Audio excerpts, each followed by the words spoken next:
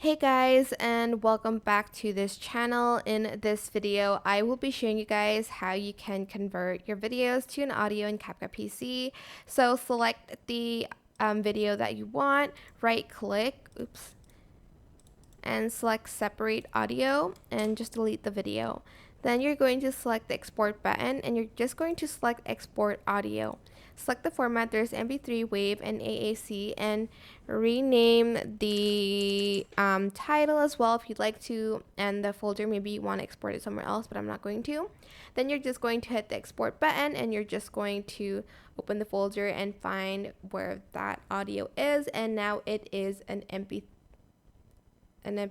file instead of a video format. That's it. I hope this tutorial was helpful for you guys. Don't forget to like, comment, share, and also subscribe to this channel if you haven't done that already.